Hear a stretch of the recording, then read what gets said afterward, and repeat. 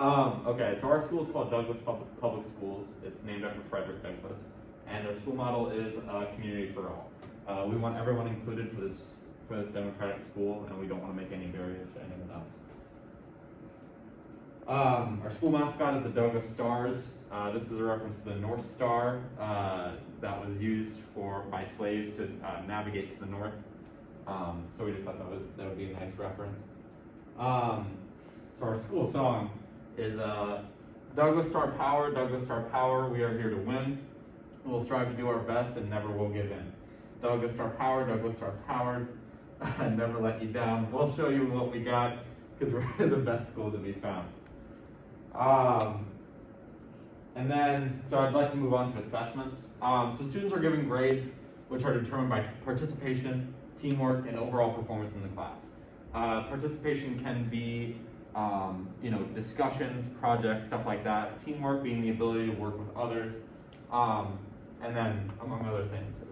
We wanted to make standardized testing kind of not used within our school system because we want kids to be able to understand the material rather than being tested on it, so then we don't restrict ourselves from teaching only for the test. So then for parental involvement, so at Douglas School, parents can attend a monthly meeting with staff members to address any concerns. Just in case it conflicts with like a parent's working hours, they can schedule an appointment with like a staff member so then they can address their concerns. We want every parent to be heard. So parents, along with students, have a say in a staff member that's looking to be fired. Again, we want to make sure that everyone is heard, and parents vote along with staff members on budgetary issues. So then, if again parents have any concerns with the budget or anything like that, they have a voice in it, and that's all. Okay. So at Douglas Public Schools, we don't have any special criterion other than you must live within 15 miles of the school in the district, and you have to apply yearly. And admission is on a first-come, first-served basis to the school. This little disclaimer, Douglas Public Schools admit students of every race, color, national or ethnic origin, religion, disability or handicap, gender, gender identity and or expression, or sexual orientation to all the rights, privileges, programs, and activities made available to students. Douglas Public Schools does not discriminate on the basis of race, color, national or ethnic origin, religion, disability or handicap, gender, gender identity and or expression or sexual orientation in its admittance of educational and admission policies and athletic or any other school administered programs. So the administrative team at Douglas Public Schools, there's a principal that leads the weekly meetings, but other than that, students and staff work together to make the decisions every week of how the school is ran. No adult or staff is in charge of anyone, and staff will be split up by age group. Other than the principal, staff will have the same power as students in issues around the school, and they are there to be a role model and not an authority figure to the students. So when you want to think about enrollment, the first thing that you do is attend an open house and research to see if this school is what you want to be a part of. Fill out a visit request form and schedule a visit week. During the visit week, the student will come and be at the school for a week and see if it's an environment that they thrive in and want to be in. The first visit would be student only, and then there's an option for a second visit to see if the family also likes the environment. And then after that, family administration will discuss if the enrollment is the next step, and enrollment packets will be filled out after that.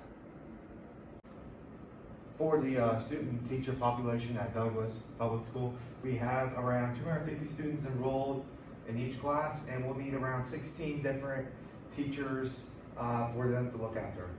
With having 16 teachers, we'll have one to be the principal and the vice principal.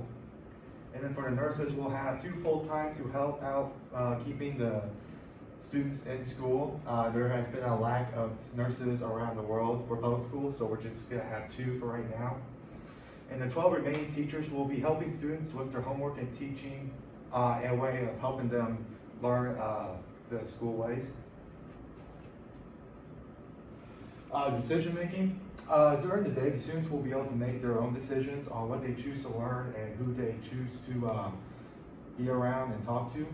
The students will be able to work together and help each other learn about the democratic government. There should be a group of members that consists of a superintendent, principal, and staff members, students, and including the parents that should meet up at least 4 times a year to discuss any budgets that may change or just how the school year is going, if anything needs to change, and how they can help the students be able to get through. Curriculum areas, there needs to be electives for students to have a chance to take if they're wanting to know more. The Douglas High School should also have a student council. The student council will be made up of a few particular students voted by their colleagues. There needs to be a time before and after school for students to get together if they want to discuss anything that's going on. The students are free to choose what they are to take during the school year. The students and staff members will have meetings every Monday to discuss the previous week's behavior or anything that happened to happen. Having a discussion about the learning process and learning evaluation on what students learned for the week on Fridays. This just helps us see if the students are getting anything out of what they're doing throughout the week. Okay, so for contribution to positive social changes, promotion of positive social change in the classroom, there are a few steps you can follow to hopefully attain this. Encourage active participation and experimentation with ideas among students. To do this, teachers should be able to engage students in material and play with ideas without the fear of being reprimanded for going too far on a subject. Teach students how to think instead of teaching them what to think. Students' impressions and questions are what should be taken as a priority, not the actual philosophical text. Prepare students to expect the need for change and to believe in their own ability to take positive steps for the betterment of society. To do this, you can create a classroom environment where students are given responsibility to make decisions. Teach students to see the lesson in failure rather than live in fear of doing something wrong.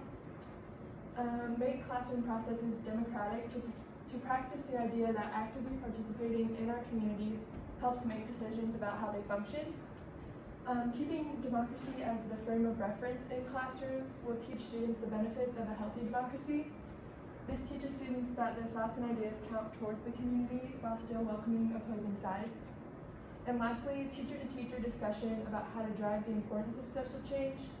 This eliminates the fear of teachers not wanting to cross boundaries or be unsure on how to address a possibly touchy subject. For student voice, we decided to have a student council. A student council gives students a chance to have a voice and get their opinions known to others. It gets students involved in changes around the school so they're able to give input on big decisions. It's a great way for students to take on leadership roles, learn problem-solving skills, improve communication skills, and impact their community. And serving on the council and running for election is a great way to teach the principles of networking. When campaigning and trying to gain student body votes, students learn the skills necessary for successful networking. And for funding, our school is a public school, so the funds come from federal, state, and local sources.